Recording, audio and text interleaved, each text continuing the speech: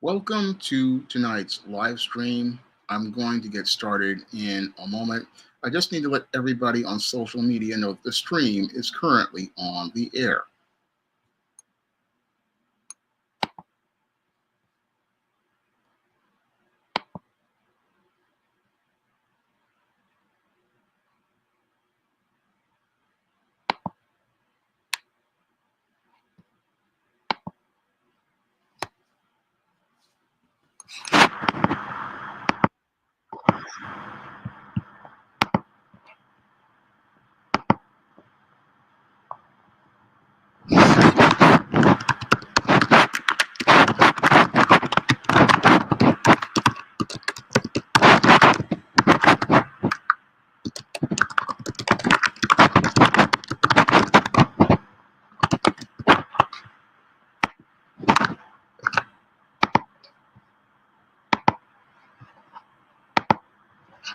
Hey, Keating York, glad to see you here. Going to get started in a minute. What's going on, brother Lee Clinton? Glad to see you here.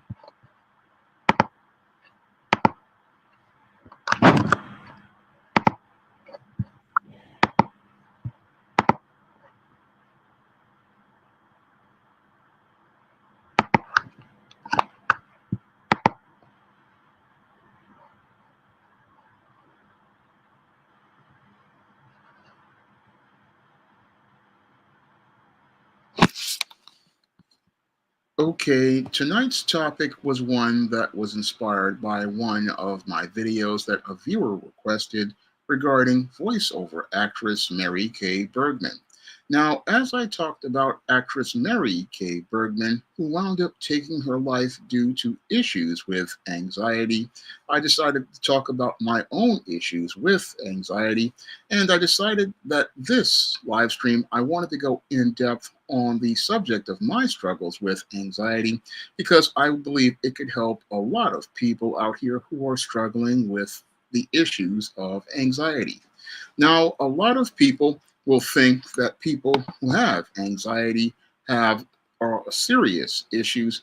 However, when it comes to people with anxiety, like myself, a lot of people don't understand what we struggle with as related to our issues and what leads to us becoming anxious all around.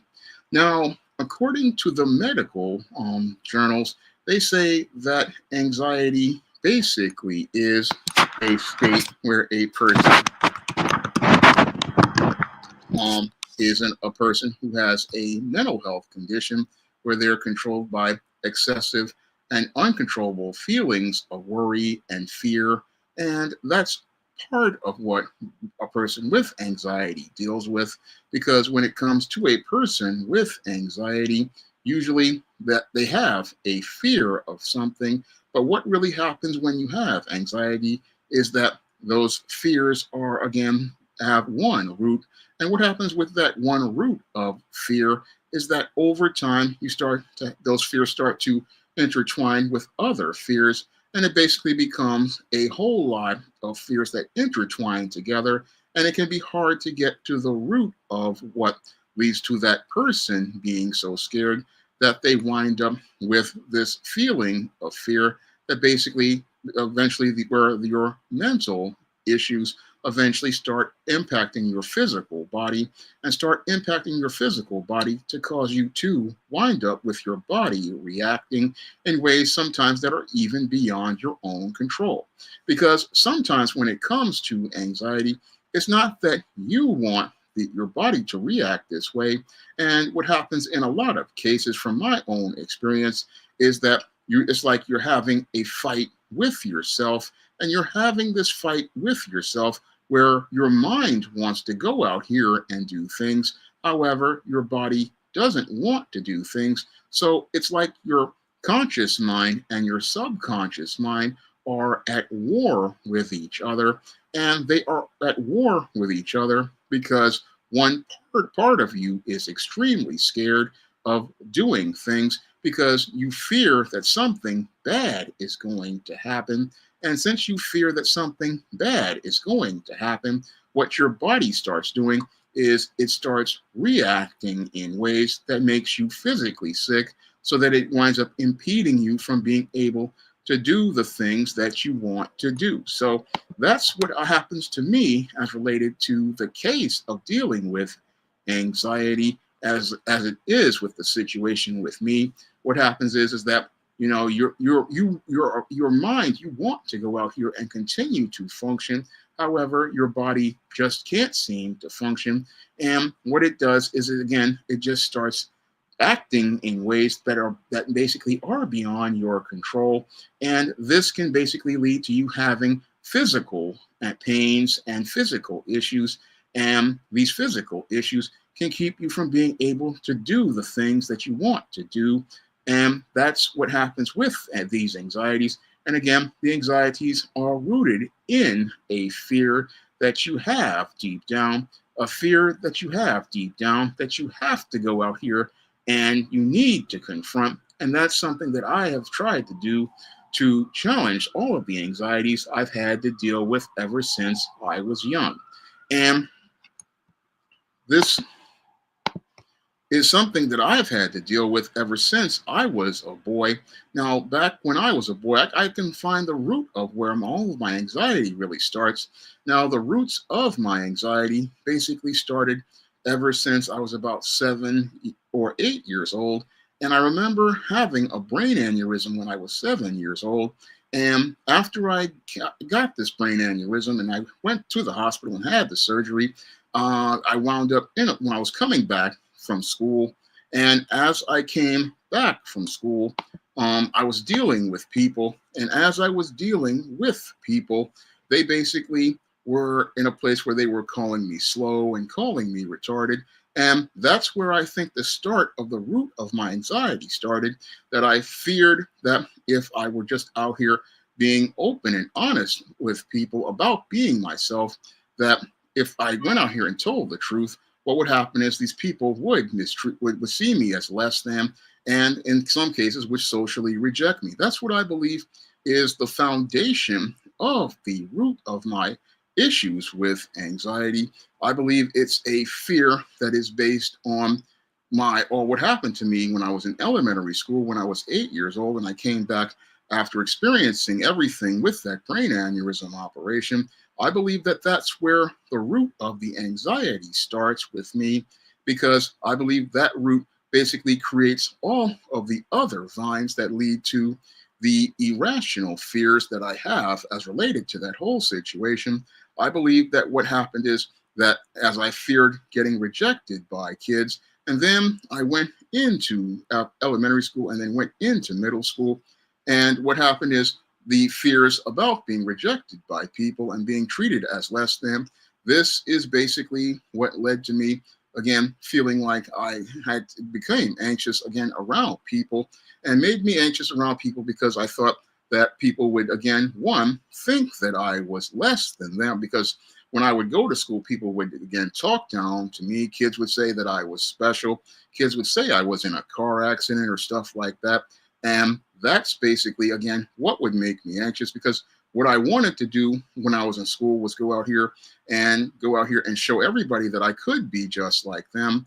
And I think that the fear is basically that I fear people rejecting me and saying, oh, this guy's not going to be like us and not going to be someone like us. And that's where the start of the anxiety started to get. And then as I graduated from elementary school and went to junior high school, this is where that rooted fear got progressively worse, because as I got bullied in junior high school about not having a girlfriend, this is where I believe the anxiety I had got progressively worse. And it got progressively worse because I was just in a toxic environment.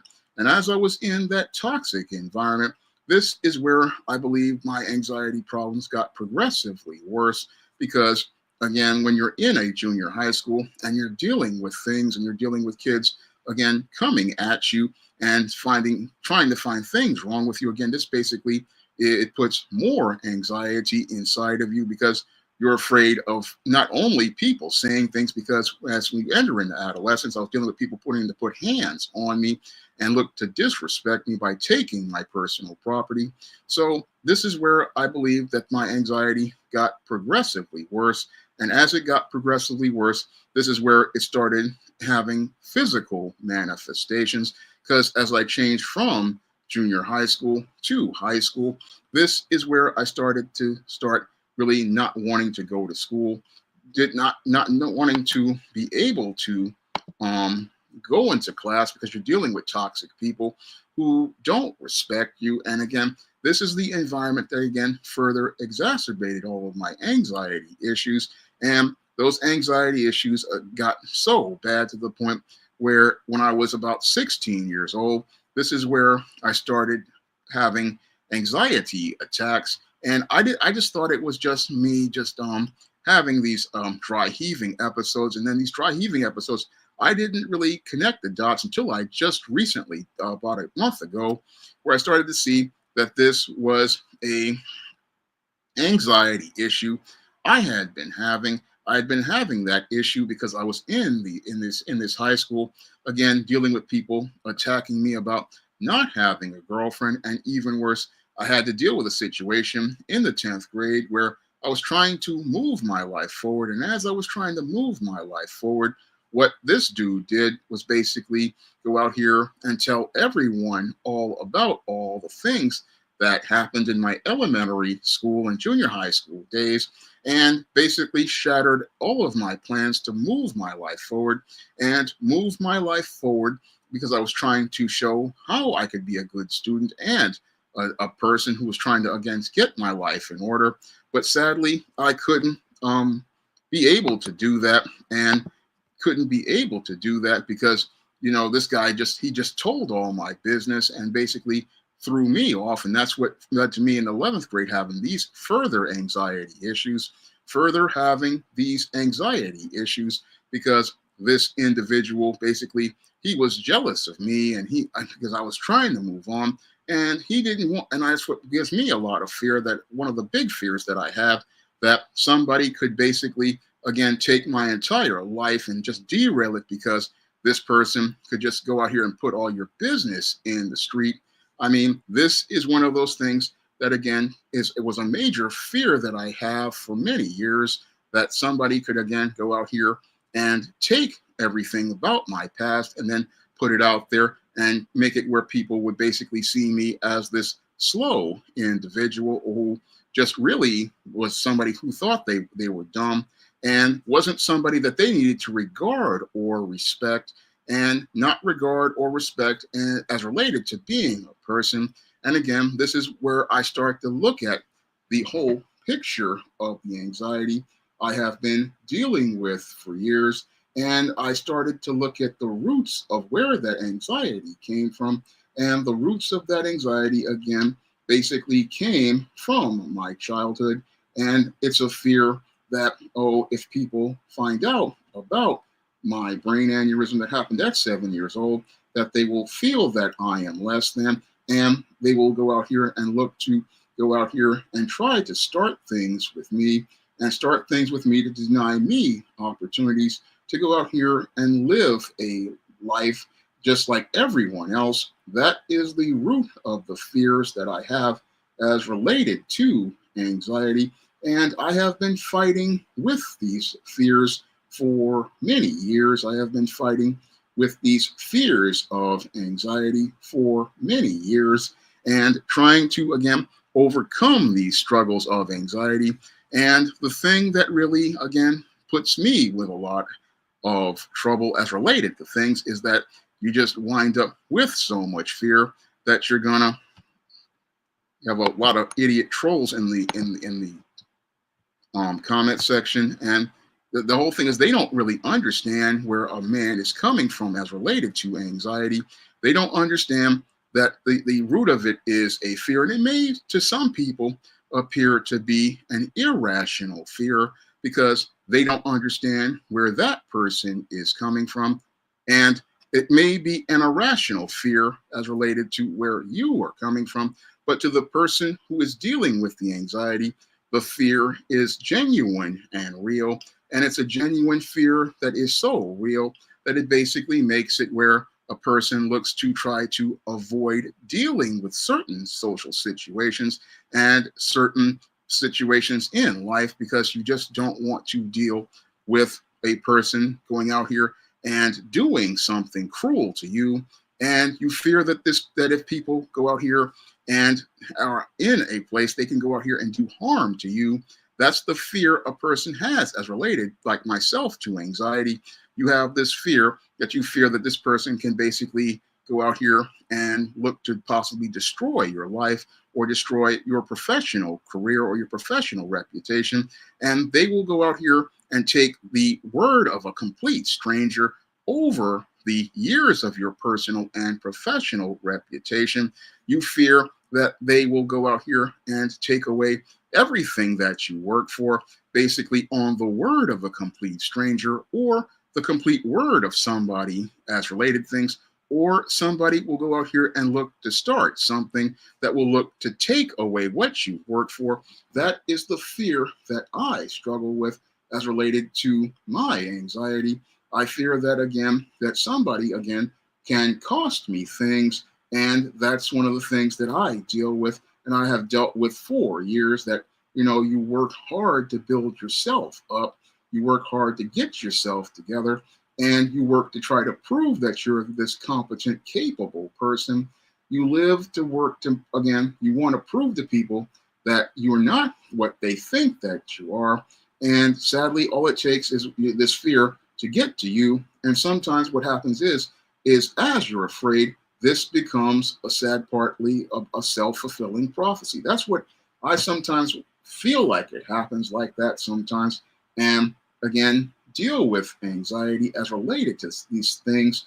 And again, this fear is something that I've lived with ever since I was a kid. I've lived with this fear that, again, that I wouldn't be able to prove that I was a competent individual. And this is one of the things that basically drove me after I changed schools from Park West to Taft High School. I wanted to show that I could be just like everyone else, that I don't have any brain damage because when I was a kid, I did go to doctors, I did go to specialists, and they said that there was nothing wrong with me. But when I go outside to these schools or I even go on some of these jobs, people would question my competence or question my sanity, and they wouldn't really understand that I came from a different lifestyle than theirs. And since they didn't understand I came from a different lifestyle than theirs, they basically wanted to, again, look to see to try to push me out of the business or social circles by questioning my competence or ability. And it was something that would be, again, take me back to being a kid who was oftentimes denied the ability to go play with other kids or be able to go out here and be able to do different things in school because people would think, oh, he's the slow guy or he's a guy who is something's wrong, even though I would get better grades than most of my classmates, even though I would get better grades than most of them, they would sit there and say, oh, this guy, there must be something wrong with him. And there was nothing wrong at all. I mean, I went to doctors and specialists who gave me a clean bill of health, even had mental health specialists give me a clean bill of health. However, I still live with that anxiety, still lived with that anxiety that basically someone could come and basically, again, question my competence and then deny me an ability to go out here and be able to go out here and show what I can do. And that's one of the things that basically is the root of this fear, is that I have this fear I won't be able to show people how competent I am as a man, and I won't be able to go out here and show people that I am just on the same ability as they are, and I won't be able to present and explain things to show what I am as related to my character.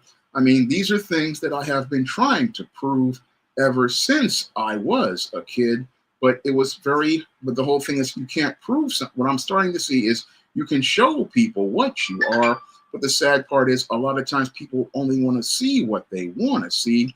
And that's one of those things that an anxious person like myself has to deal with, is that we want to, again, prove something. And that's something that I've wanted to prove for many years. And I wanted to prove this as I went out here And it took me 5 years to finish high school due to the issues with anxiety. I mean, an entire year of my life, the freshman year was a mess at Park West, and I had to start all over. And then when I went to Taft, I had to do another year just to graduate. And after that, I went to college. And I thought after I went to college, I would be on the road to basically proving this point. Unfortunately, when I came into the job market, I ran into so much resistance that I couldn't prove what I wanted to prove, which was that I could be just as competent as anyone else. And this was one of those things that, again, led to me having a lot of anxiety when I first graduated college because I wanted to prove that I could be a capable, competent worker and I could go on to have a good adult life. And this was one of those things that was very hard for me to go out here and prove to people. I mean, a lot of people didn't want to even consider me for any job. I mean, I remember graduating from high school. My brother took me to multiple temp agencies, and they basically blew me off. I remember going out here and filling out applications, just being blown off because people just didn't want to take me on. Meanwhile, other members of my family, they would go out here and take those family members on, and it would just frustrate me because I'm trying to prove myself. I'm trying to show that I can be just as competent and capable. And what makes me nervous is that I would fear that people would think that there was something wrong with me. And even worse, we'll have people thinking, oh, there must be something wrong with you, that there must be something that you're doing wrong as related to things. And that made me even feel more anxious, made me feel even more anxious regarding things.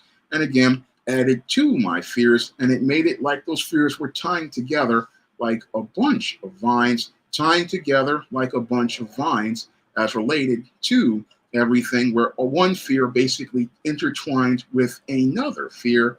And as one fear tied with another fear, what that would do is basically make the anxiety get progressively worse as I continue to try to go out here and find work. And when I would find work, I would basically try to go out here and again prove my competence and capability as related to things. I went to Monroe College, Lee Clinton, and I graduated with a 3.95 GPA in business. But the whole thing is after, I mean, you want to prove what you can do. And that's something I've always tried to do. I've always tried to show, that I could be a solid, conscientious worker, that I always would go out here and make sure that my work was done on time, that I could be a professional, go out here and show that I could, again, meet or even exceed the tasks. Because that's what I would do in high school. When I changed high schools, I was on the honor roll. When I was in college, I was one of the I was graduating at the top of my class. I wanted to prove my competence and capability to people, but sadly, a lot of people just wouldn't see it in the job market, and that's what made it hard. And even when I did get jobs, like when I was working at AmeriCorps Vista, I mean, people there said I was doing really good work. But the sad part is that when that vice president took me to lunch and told me he had no place in my organization, this is where I wound up having the anxiety episode start all over again. This is where I was about to have my year at AmeriCorps wind up ending. And this is where I started having the anxiety attacks again with the dry heaving and other anxiety attacks. I mean, I thought that there was just stress, but I started to, as I did more research later on, I started to see that this was more of the anxiety issues. And this was around 2001 that I started to see this as an episode of anxiety. And after I wound up losing that job, I was still trying to, again, get myself together. And then I had an incident with one of my family members where they were pulling some sort of crap test, and that further exacerbated my anxiety to the point because I felt like I couldn't trust anyone. And I had one of the darkest periods that I had from about 2002 to about 2008. And that's where my anxiety further got worse. And it further got worse because after I lost a job I had at a law firm for 2 weeks, this is where my anxiety got so bad to the point where after having an issue with the people at that law firm, because they didn't like the way I was talking on the phone, I just stopped being able to even speak or use my voice, because that was an issue I've had for many years, ever since I was about 13 years old. I've had issues with people having issues with my voice, and that made it where I was afraid to even talk or say anything. And it got so bad to the point where I just fell completely silent for the second time. The first time I fell silent was when I was about to leave junior high school, and I just stopped talking. And then I started trying to talk again, but then again got into a lot of issues with people about the whole girlfriend issue again. So I stopped talking again. And in 2002, it got so bad that I just didn't really want to talk about anything or even talk to anyone. So I just stopped talking because I just felt like there was something wrong with my voice. And that made it where I didn't want to talk anymore.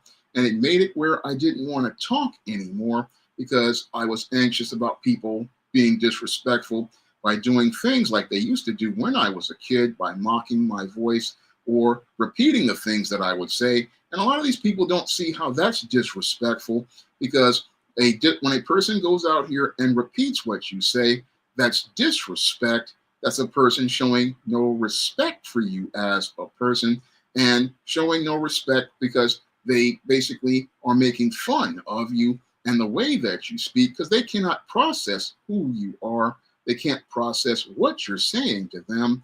They can't process how you're speaking to them because they're not used to hearing an intelligent person.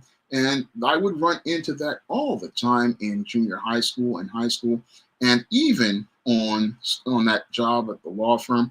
And it would basically unnerve me to the point where, again, I just didn't want to speak anymore. And in 2000, from 2003 to about 2008, I just simply just stopped speaking altogether. Just stopped speaking. I only spoke when I had to speak, but I didn't like talking, and I didn't like the sound of my own voice. That's how much impact, again, anxiety can have on a person, because you're just afraid that if you say something, you're going to upset someone, or you're afraid wherever you say something, it's just going to tick somebody off. And that's the more of the anxieties I deal with, because when I was a kid growing up, these people, you just did not know what they were going to do. You didn't know what was going to trigger them, because I grew up in the era of the crack epidemic, and a lot of these guys, basically, they were all caught up and hopped up on the power they had from being in the dope game. And they were hopped up on that power to the point where they would want to look to try to start a fight over somebody looking at them or whatever you said to them. If they didn't like it, they would just set them off. So this basically made it where my anxiety was on a hair trigger ever since, I say, about 15, 16 years old, because you just didn't know what you were going to run into in one of these public schools. You just didn't know what you were going to run into from one of these dudes. You just didn't know what they were going to do or what they had in their pockets. You didn't know what they had. And it basically made it where I was constantly feeling like I was walking on eggshells. When just walking down the street, you just feel like you're walking on eggshells. Again, that's what anxiety makes it feel like. You're basically walking on eggshells. And many people will sit there and say, oh, you're looking for trouble. You're not looking for trouble. You're looking to avoid trouble.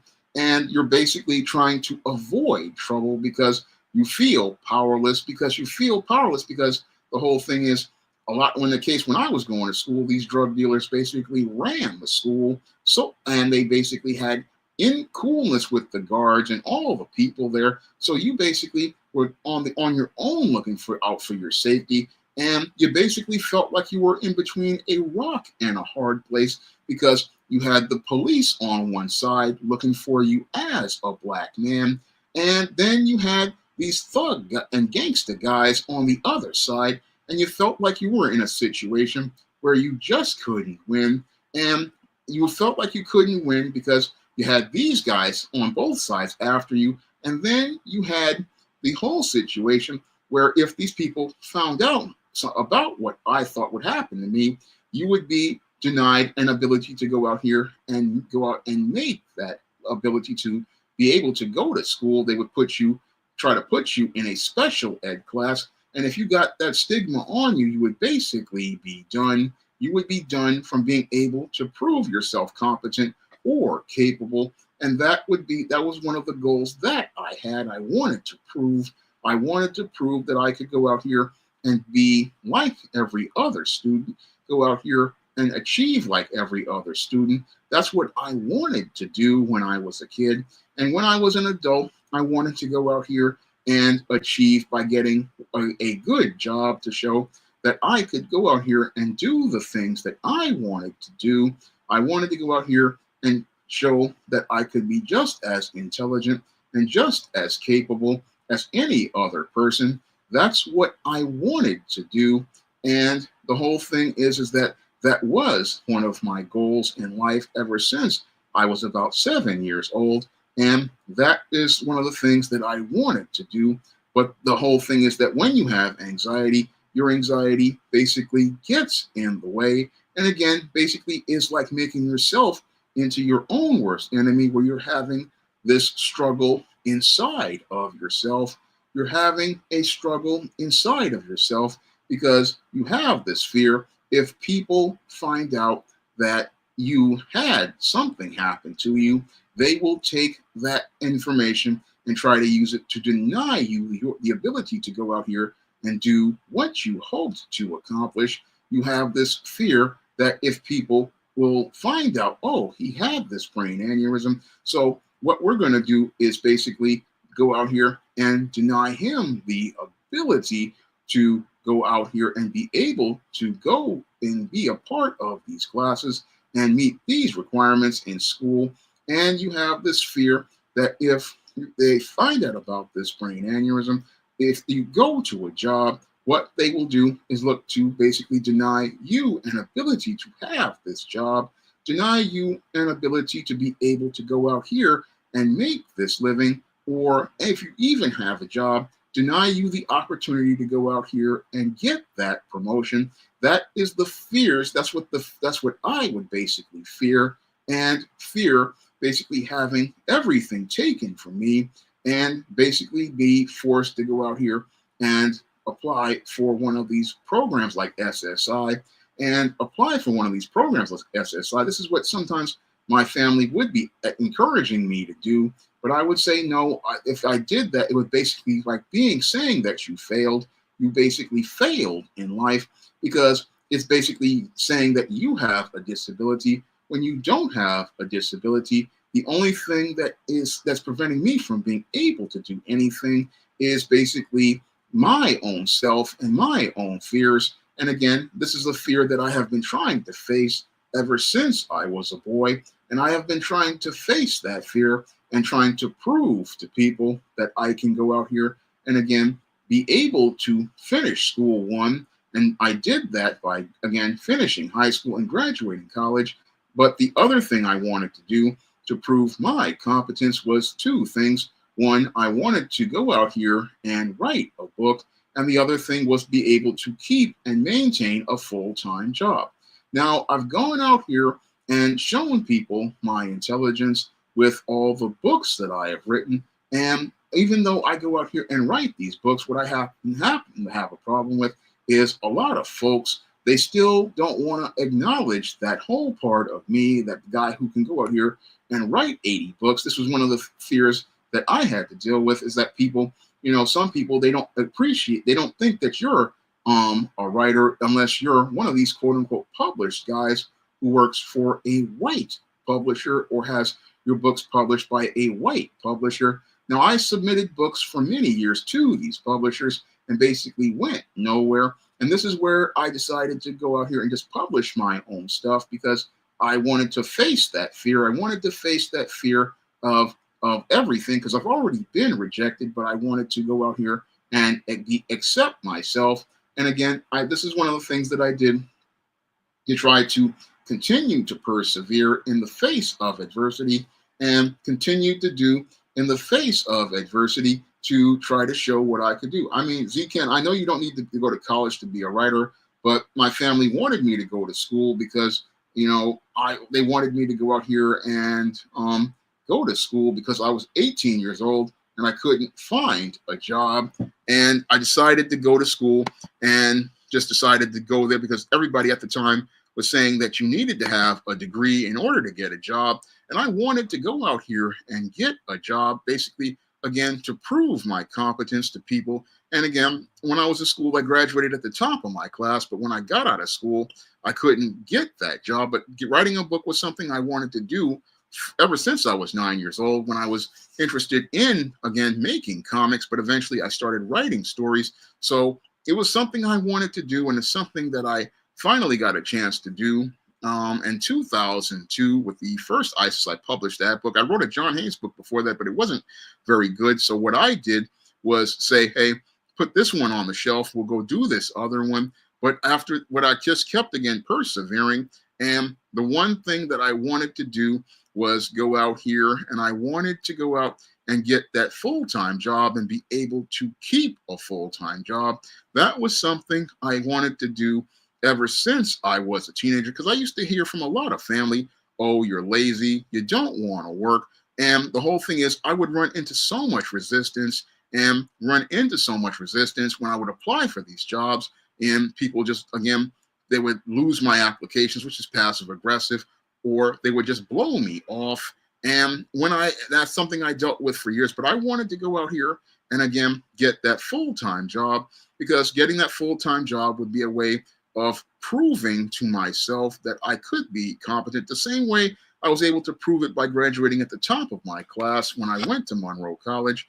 And I wanted to go out here and get that full-time job and be able to keep a full-time job. That was something that I wanted to do for many years. I wanted to do that and be able to do that. And that was one of those things that just basically drove me for years. And it would just get really frustrating for me over the last 15 years. I mean, I thought that the job that I had at the City College of New York would allow me to prove how competent I was. Unfortunately, I wasn't able to keep that job. And as I tried to do what God told me and keep going, I thought he was going to give me another job. Unfortunately, over the last 15 years, I haven't been able to ever find that new full-time job that would allow me to show how competent I was as related to that brain aneurysm operation. I wanted to show that I could go out here and be able to, again, do consistently solid work over time. I wanted to show that I could do consistent work that would be of high quality. This is something I wanted to show many employers. This is what I wanted to show many in the literary community. Unfortunately, I'm not able to show people any of this. And this is what's led to the resurgence of my anxiety. It's led to the resurgence of my anxiety because as I started to turn 50 in 2023, this is where I started to feel these chest pains that I've been dealing with for the last year. This is where I've had to deal with these chest pains as related to anxiety, because my body basically has turned on me, and it's turned on me because of these fears that I have about not being able to find this job. This is where the chest pains start to bother me and basically make it where I have a hard time basically, again, going out and about. Is that I have this fear of, as I see it, not being able to ever get that full-time job to prove my competence. This is where I have this fear, because I know that people usually don't hire people over 50, and with them not hiring people over 50, this is where the anxiety basically has, in my subconscious mind, trying to go against my conscious mind. Now, my conscious mind wants to continue trying to follow God and keep going, but my subconscious mind is afraid that I won't be able to take care of myself, and afraid that I won't be able to take care of myself because I won't be able to get that full-time job. And this is where the health issues that I've had have gotten progressively worse. This is where they have gotten progressively worse, to the point where I have not only the chest pains, but also have had issues with nausea and other issues with very violent vomiting. I mean, that came out of the dry heaving I had as a teenager and in my 20s. I mean, things have just gotten really worse as related to my anxiety, and it becomes a big problem for a lot for me because I'm trying to, again, trying to continue to move myself forward, but you just feel like you've got no chance of getting anywhere. You feel like you've got no chance of getting anywhere. That's what happens with a lot of people who have anxiety. Again, the fears basically they become so intertwined and so complex that they start basically impeding. It's where the fears that are in your mind start having an impact on your physical body. And as they have an impact on your physical body, what happens is you start having these panic attacks. And these panic attacks basically happen in certain situations. They happen in certain situations. And you're looking to try to find a way to be able to get out of that situation. And the only thing that will basically end the whole thing is that for you to be able to, again, stop whatever's happening. And I've done things as related to trying to deal with it. And the whole thing is your physical body just basically fights against you. And this is what people don't They think that it's just, oh, you're just out here, you're being just nervous. But it's not that your conscious mind is nervous. It's your subconscious mind that is nervous and scared, and it reacts to what it's dealing with. And its reactions basically, you trying to control it, but it feels like it's involuntary, but you're trying to get it under control. And that's what I've been trying to deal with. And I've been trying to deal with it like what Ken suggested. I've been using things like magnesium. I've been drinking teas and stuff like that. And I've even tried to exercise, but it's just like certain things, again, can go out here and cause triggers. And those triggers can basically make it where your physical body goes into this thing where it just goes into things where you start to get this rapid heart rate. You start to get this chest pain, or you start feeling all kinds of ways to the point where your stomach starts to bubble up. And it can basically, again, make it where you have to go out here and you're stressed out to the point. And again, this is what a person with anxiety deals with every day. They deal with this because they're trying to go out here and trying to face these fears. Again, face these fears that are deep rooted and trying to get to the root of those fears so that they can continue to go on. That is what a person with anxiety has to deal with. They basically are like this, where you're just trying to, again, you're trying to deal with fighting against yourself. You're trying to overcome this enemy within you, which is you, and you're trying to go out here and prove what you want to do. And again, the fears that you have basically overtake you, and you're basically what you might think is irrational. This person is afraid of what this is. They're afraid of what this is, and they're trying to deal with what they're afraid of. And you're trying to face this fear, and you're trying to face this fear because you want to go out here and live a normal life. You want to try to live the abundant life that Christ wants you to live. You want to go out here and be like everyone else, but you're still filled with all of these fears regarding whatever trauma you've had, and you're trying to go out here and trying to make it where that trauma stops. So this is something that I have been trying to do by trying to prove my competence and intelligence to people, because again, I've always been afraid, again, regarding people finding out about my brain aneurysm. So I was, as related to things, this is one of the reasons why I started the YouTube channel, was because part of it was I had been writing so many blogs and I had 2 million hits. But the other part was I knew that there was no place to go. And after I read Dr. Robert Glover's memoir, Mr. Nice Guy book, he talked about facing fears. And part of facing fears was looking to expand my business. And as I looked to expand my business, I looked to face my fears as related to my voice. And that's one of the reasons why I came to YouTube after a second time, because I first came here in 2011, but as they had all the false flagging, but then I was busy working on other books, so I had to stop. And then I came back in 2013. And as I came back in 2013, I came back to face that fear regarding my voice. And this is where I started making videos on the regular. And as I made videos on the regular, I managed to overcome that fear of my voice. And as I was trying to prove my competence as a writer, I was still trying to build my brand and build my reputation.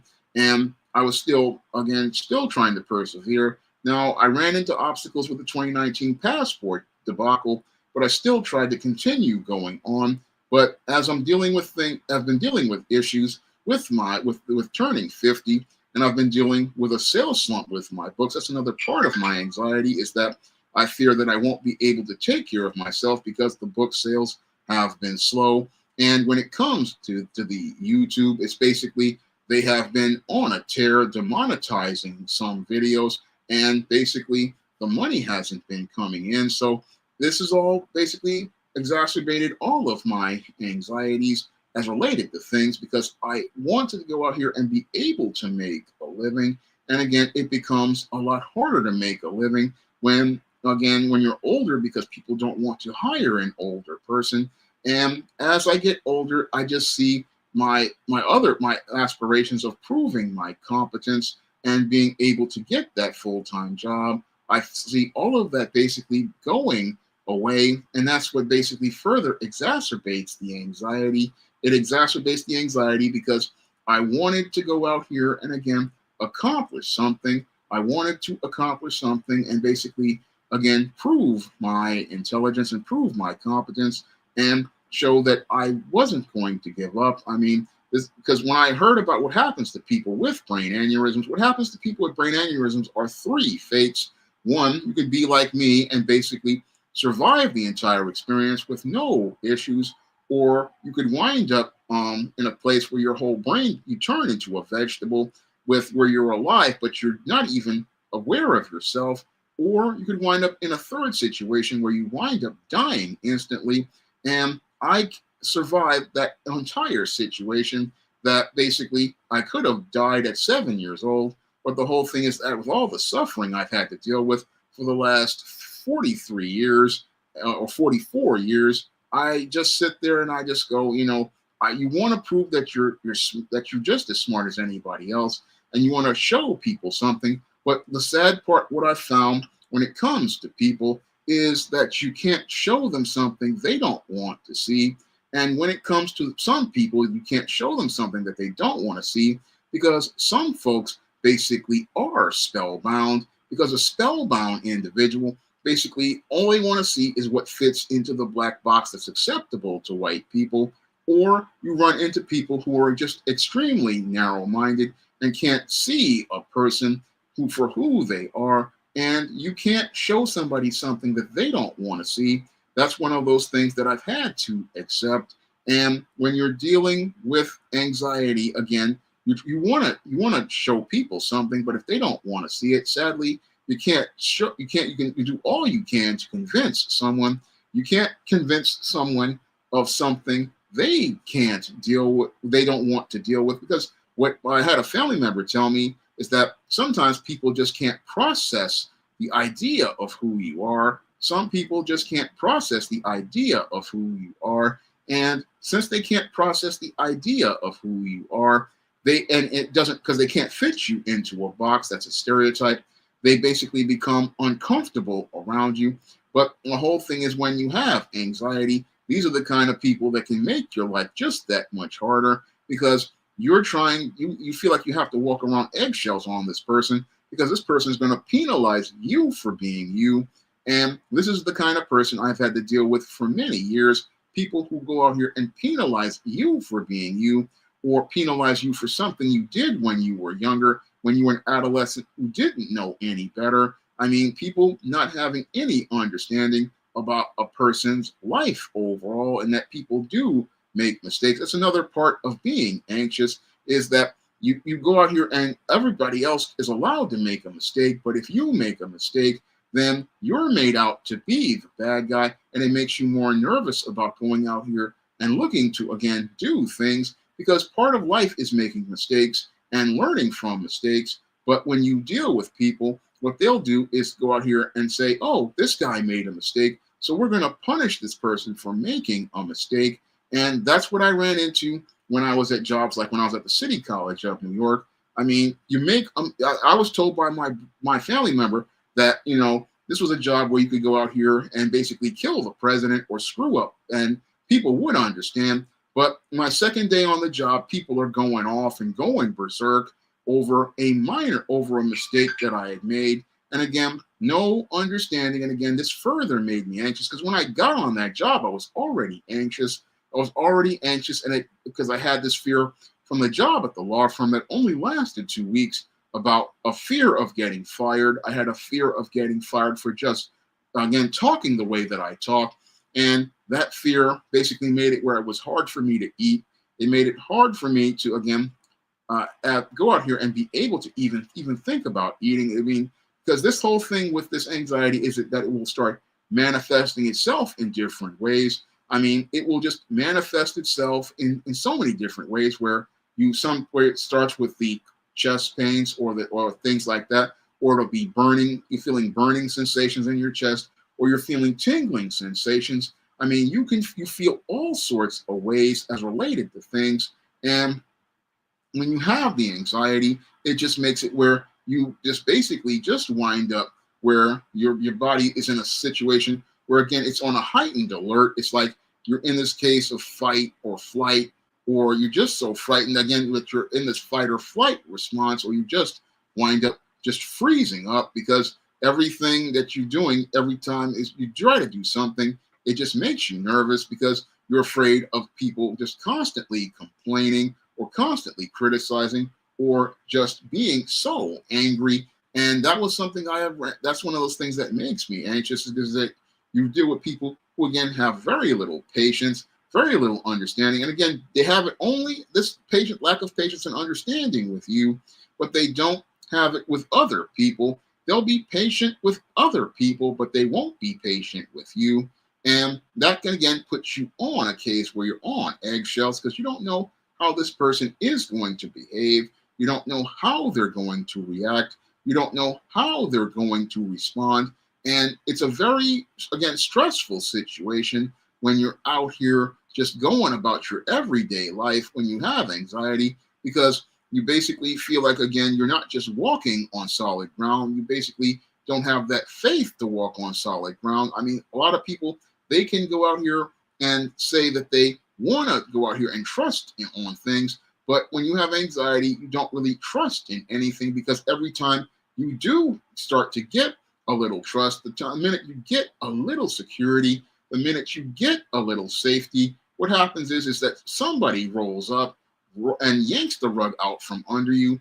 That's one of the things that, again, has you always vigilant and always on edge, because you don't know what somebody is going to do. And that's what I've had to deal with all throughout my life, is you never know what somebody is going to do. The minute you just try to go out here and relax and chill out, all of a sudden you got a dude or some bitch going out here and basically looking to yank the rug out from under you, basically thinking that they're going to get their opportunity to get over on you. That's what it's like when you have anxiety. You don't really feel like you can trust anyone, because most of the people around you are backstabbers. This is something I've had to deal with ever since I was a kid. You just can't get that moment to get that break. And since you can't get that moment to get that break, you feel like you can't really, again, have that moment to relax. And since you can't get that moment to relax, this is why you're just constantly on edge. And you don't mean to be on edge, but the whole thing is you feel like you're in an environment where, again, there's no real stability. And that's something, again, I have wanted to work for, is to have some stability, to have things be a bit stable. And the whole thing is that you have people who, again, when you're living in places like here in the South Bronx, where people just basically are a bunch of predators and a bunch of opportunists. I mean, it's hard to go out here and have that moment to relax. And again, it just makes you anxious every day, where you, again, basically are a bundle of nerves, and a bundle of nerves because you just don't have that stability or have that trust. And again, this is something that many people out here take for granted. They take it for granted that you can just go out here and get up every day and feel like everything is safe. You take it for granted that you, again, have this job that you can go to every day. and not fear being fired or somebody again coming after you. You take it for granted, and again, a lot of people take it for granted, and then they want to go out here and get upset when you come into the workplace. This is something I dealt with when I came into the workplace. People getting upset with you for just being you. This is what I run into all the time, not understanding, oh, this man has a right to work here. This man has a right to go to school here. And again, people don't want to respect your right to be here and want to push you out. And again, this is something that is a big part. Another part of my anxiety is you fear that, oh, if I finally start getting something together, again, somebody's going to come and try to take it all away. Somebody's going to try to take it all away. So you're on edge all the time. And again, on edge, and it's basically, again, impacting my health these days, impacting my health to the point where, again, the mental fear is causing physical pain. The mental fear causes physical pain where your body basically it starts to fight against you, and it starts to fight against you to the point where it basically looks to impede your ability to go out here and try to do everyday things. And you're basically out here fighting against yourself to do basic things like be able to, again, just go and take a walk, because it's hard to take a walk because your body just starts to get in a point where you get this accelerated heart rate, or you start to get these chest pains and it just starts to bother you, or you start to get to a point where your stomach starts going into these convulsions to the point where you basically cannot really do anything. And again, you feel just, again, your body is going against you and going against you because your body is afraid, and the fears all have a root. And again, you have to take the roots. You have to go to the root of those fears. That's what I've been trying. That's what I'm doing with this show. I want to show people what anxiety is, because the anxiety is rooted in fear, because anxiety in and of itself is what I would call a concentrations of fear. It's a concentration of fear that basically gets progressively worse as one fear weaves into another. And as one fear weaves into another, what it does is create a whole lot of different fears that may seem irrational to most people, but the whole thing is those fears basically make it where that person is, they don't understand what they're afraid of or why they're afraid of it until they start talking about it. Until they start talking about it, you start making a course of action. This is something that I have been trying to do, where I've been trying to go out and do things in spite of all of those fears, and still trying to, again, face all of those fears. But the whole thing is that the ultimate fears about competence as related to things, that's something that I realize I am not possibly going to be able to prove, because you can't really prove that to everyone. No matter what you do, people are always going to complain. And when it comes to the full-time job, I don't know if that'll ever be possible. I mean, I always wanted to have economic stability to be able to take care of myself. That's something I wanted to do. But with this job market and all of this resistance that I keep running into, I don't think I'm going to be able to get to that point. I mean, people don't hire people over 50. And that's where I believe the core thing of the things getting worse right now for me is at this point. It's the fear of being older and not being able to take care of myself, because I can't get that opportunity to prove my competence. These are the things that I believe is driving the roots of my current bout with anxiety, which comes from my childhood fear of people going out here and looking to, again, question my competence as a kid and my competence as an adult. All of it is rooted in, again, what people would believe to be irrational fears. But those irrational fears are the thing that basically go out here and, again, drive an individual. And again, what I wanted to do with this live stream was basically go out here and talk about anxiety, because I know that there are many of my viewers that struggle with anxiety. And I know that a lot of kids in the goth scene, basically, they struggle with a lot of this anxiety issue. And I wanted to talk in depth about that anxiety issue so that people could get an understanding of what a person is struggling with. as related to anxiety, I wanted to go out here and give people an understanding of what a person deals with as related to the struggles that people with anxiety deal with, that we deal with this for years. And a lot of people basically suffer in silence for years, like the voice actress who I made an entire video about, who wound up taking her life. Now, that actress in and of herself basically struggled with anxiety, Mary Kay Bergman, for many years, and she didn't let her husband or anybody know. And she had that fear of anxiety that she would not be able to take care of herself because she thought that these voice acting jobs would not last long. And the great irony was is that she had a great talent, but wound up taking her own life and didn't know that the show South Park would have gone on for the next 25 years. She basically had job security, but the fears got the better of her. And this is something that I know that these fears can get the just complete better of you to the point where you start to become paranoid. I don't want to get to that point. I know how these fears can basically overtake your life and basically have you in a place where you start to have your emotions lose control and have you acting in ways that are not really good ways. I mean, that's what I know from personal experience. And again, I wanted to go out here and help folks out here as related to the issue of anxiety, because I know how bad it is. I mean, I know people say, oh, you can go out here and trust God. And I've listened to ministers say this about, you can trust God. But when it comes to a person who's anxious, what we want to see are tangible results. And again, since we don't see anything tangible, this is what exacerbates our fear. We don't see results going on. We don't see results. And that's what frustrates a lot of anxious people. You put in the effort and you don't see anything, and you see your life again not really going anywhere.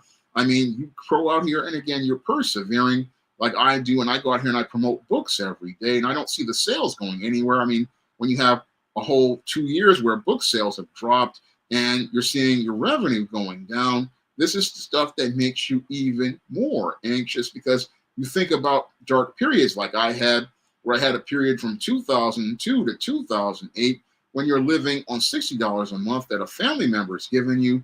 I mean, it just makes you anxious and again scared, because you don't want to go back to that place, because that period in my life from 2002 to 2008, when I was basically living on $60 a month a family member was giving me, I basically saw the worst of humanity. I saw the worst of humanity, where people basically treat you like less of a human being because you don't have a job. I saw where family basically treated me like less of a human being. People talked down to me.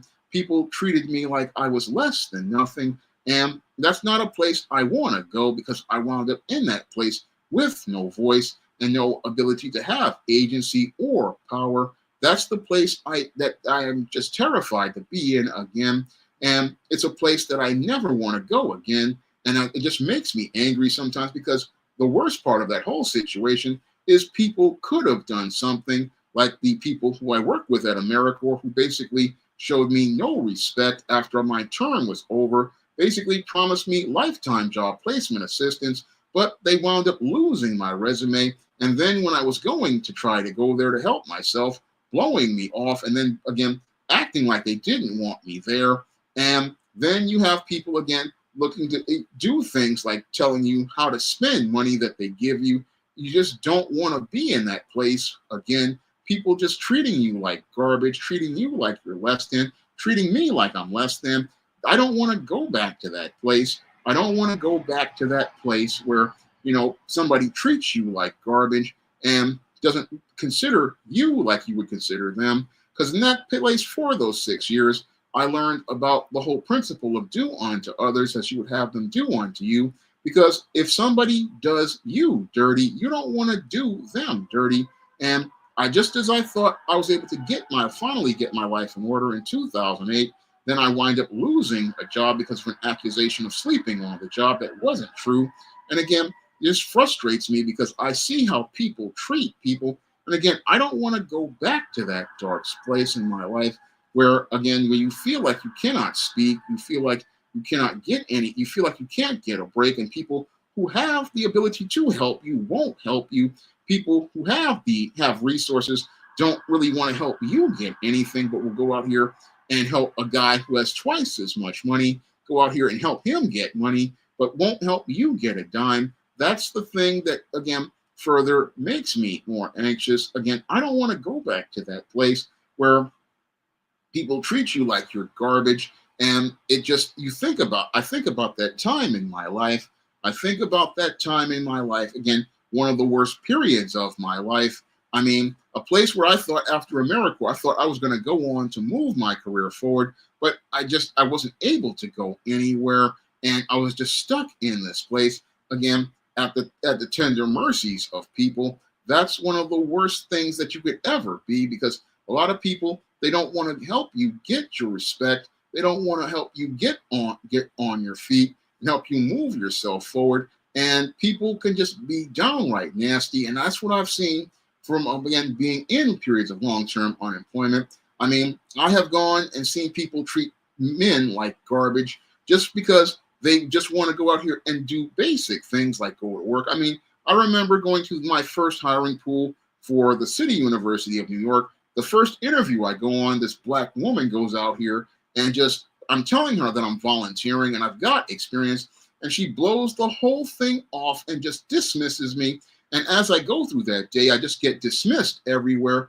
And it just made me so angry, because here I am looking, again, I pass your civil service test. I go out here and I show that I have a work ethic. I'm trying to prove that I can do things. I'm trying to prove that I'm competent and capable. And these people just dismiss it because, oh, he isn't working for some white person. And it's sad later on. I mean, after I lost that job, 15 years later, I run into the same thing.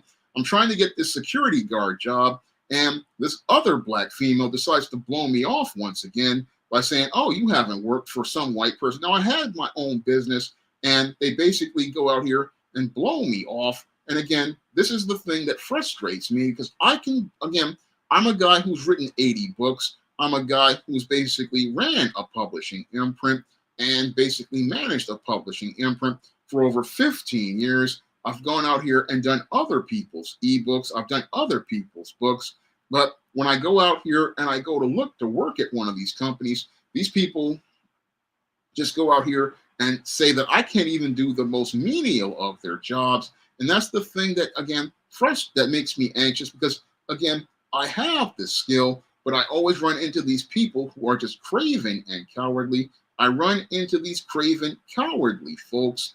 And again, they just sit there and they go, oh, you can't have this job because of some other BS reason. Meanwhile, if some chick comes in here, she has no experience, you go out here and give her a job. Or if some white boy shows up, or even some person who enters the country illegally, they get told that they can go out here and have this job. That's what would make me angry. You can see the competence in those people, but you can't see the competence in me. That's the thing that would basically frustrate me all around. And this is what led to me and a family member having an issue where I just basically almost lost it on last Sunday, where he was talking about, oh, you should volunteer once again, not seeing how disrespectful that is to me as a black man. Again, the black man who is dealing with issues of anxiety due to not being employed, told he needs to go out here and work for free. Meanwhile, you've got these foreigners who enter the country illegally. You have these migrants who can come into the country illegally. They can go out here and be offered money to work full time at these companies. But a black man who has graduated college at the top of his class, got his high school diploma, has tried to do everything legit. Basically, that guy is told, oh, we ain't got no job. That's the thing that frustrates me, because I'm trying to show you competence in an effort to get you to excellence, but they don't want to see competence that leads to excellence. And again, really frustrating, and again, makes me anxious, because I'm getting older. And as I'm getting older, I'm trying to go out here and make that living, and trying to make that living to try to get myself together, trying to get my life in order. And that's the thing that makes me anxious, is that I feel like I'm about to run out of time, because when you are, again, getting older, you realize that, again, life after 50, it becomes just that much harder. to be able to make that living, you realize that it's just that much harder to be able to do something in your life. You're trying to do something, trying to accomplish something, and you see people basically out here letting people get in the door, but you can't get in the door. And again, makes me anxious because again, I want to prove that I'm competent, want to prove that I'm capable. I mean, I can do this too, but if you can't show somebody something they don't want to see, the sad part is you can't open the eyes of the blind. You can't open the eyes of spellbound people. Spellbound people basically only see things that fit into the box that's acceptable to them. They only see things that fit within certain parameters. They can't see anything out of the box. That's the whole sad part about dealing with the spellbound. The spellbound, basically, you can't open their eyes. And basically, it's hard to, again, go out here and take control with people like this because they basically control the resources. They control the job market. And you're trying to, again, trying to show somebody something. You're trying to show somebody something and trying to offer them something. And again, it just is frustrating. And again, you feel like you're, again, running out of time. You feel like you're running out of time as related to life. That's what I feel like at this point. And again, this is why the health issues I've been having have been getting progressively worse. And I'm trying to get them together, trying to get myself together because I'm trying to sort it all out. This is another thing that my family didn't understand. Why do you keep talking and thinking about things? But because with men, we're logical. We try to sort things out. We try to sort stuff out. We try to figure stuff out and trying to figure things out so that we can go out here and create a course of action so we can move things forward. That's what I've been trying to do for the last 15 years. But you feel like, again, you feel like you're going nowhere. And that's the thing that, again, leads to me having these anxiety issues that have basically been plaguing me for the last year. So I wanted, again, to talk about anxiety because I know where a lot of my viewers are coming from. I mean, I know that a lot of people in the goth scene deal with anxiety. I know a lot of people in the Black community deal with anxiety. A lot of Black men deal with anxiety as related to life because we want to go out here and achieve and accomplish things.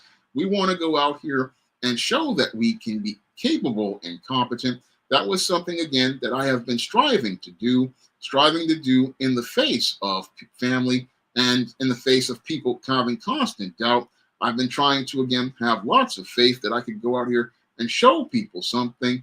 And that's the whole thing. Another thing that people don't understand about the faith, the person is believing in themselves, but it's hard to do that when you're dealing with people who are constantly doubting you at home, constantly doubting you at school, constantly doubting you at work, constantly doubting your abilities, and you're showing them what you can do. You're showing them you're doing the best that you can, but it's just never good enough for these folks because if it was coming from somebody else and it could be half the work that you do, you trying to show them something. And again, it makes you anxious because you are trying to, again, show what you can do. And you're trying to think you can do something that can open somebody's eyes. But as I see that you can't open somebody's eyes if they don't want to see, I mean, you can't open the eyes of a spellbound person. You can't open the eyes of a blind person. I mean, a blind person is going to be a blind person. There's not much you can do with it. But as an anxious person, again, I wanted to help people understand where they're coming from and that you have to keep persevering because that was what I had to do when I got my job in 2008. I basically was, again, at war with myself. I was such at war with myself in the first couple of weeks at that job. And I remember basically dealing with not being able to eat and basically having a hard time talking and basically I was starting to stammer and stutter, basically all due to this anxiety. And I had to fight against myself at 34 years old. And I eventually managed to overcome that anxiety. And I managed to go out here and manage to fight that anxiety. And the whole thing is that you keep fighting every day. And the whole thing is it makes it harder to keep fighting when you just keep running into people who either want to yank the rug out from under you or opportunists who want to take what you've got. And that's what makes it hard for an anxious person in this world. It just makes it harder for an anxious person And again, I want people to understand these struggles because we are a guy like me. I'm still trying to persevere. I'm still trying to push. I'm still trying to go out here and trying to keep it going, trying to keep it going, and trying to keep pushing. That's what I'm trying to do, and got to keep on going. That's what I'm trying to do with this anxiety. I've been fighting this for years, and again, the only way they say you can beat anxiety is to basically be able to do what you wanted to do or find a way to do it. That's the only way you can basically deal with this anxiety. It's not because it's not something that you can medicate in any way, shape, or form. It's something that you have to confront because this is a fear, and you have to see how this irrational fear basically is irrational by participating in rational action. That's the only way you can beat this anxiety. But the whole thing is when your anxiety is based on the actions of other people, that's what makes it just that much harder because the thing that I needed was again that full-time job, or I needed to be able to accomplish something. That was what I needed to do as related to my mind. That's what I want to do, and also to get that economic stability. These are the things that I needed, and I'm still trying to get. And again, trying to fight to get that overcome this anxiety. Don't know if I'll do it, but I'm going to keep trying and keep pushing. But I again want you to know that again, this is the kind of struggles brothers deal with every day out here. A lot of brothers deal with it. A lot of sisters deal with it, like Nightingale Wednesday Nightmare was talking about. I mean, I know about those struggles because I deal with those struggles every day of having to just trying to go outside and trying to get through a day, going out here doing something. I know how hard it is. And again, I wanted people to understand where a person like this is coming from and try to get you to see where that person is coming from in their life so that you can gain some understanding about what that person is dealing with in their everyday life and hopefully be able to encourage them as related to their struggles with everyday life. Now, I'm going to get ready to wrap up tonight's stream. So if you guys want to pick up some of my books on the SJS Direct imprint, you can find those books on Amazon.com by clicking the link in the chat, or you can go out here and pick up those books at other online booksellers like Draft the Digital, Google Play, Barnes & Noble, and big box retailers like Walmart and Target. And you can pick up the John Haynes comic on Lulu.com right now, and you can pick it up right now for the same price as the 2022 Kickstarter. You can pick it up for the same price as the 2022 Kickstarter, and you can pick it up and be able to check out how I do comics. And you can also help out the channel by dropping a donation to the Cash App or the PayPal. Thank you, Mr. Chris, for the super chat. I really appreciate it. Or you can drop to the PayPal or the Cash App, and it helps me stay on the air and helps keep the channel going. So I want to thank everybody for coming out to tonight's stream. And I hope you'll be here for next week's stream. Everybody have a good evening, and everybody have a good night.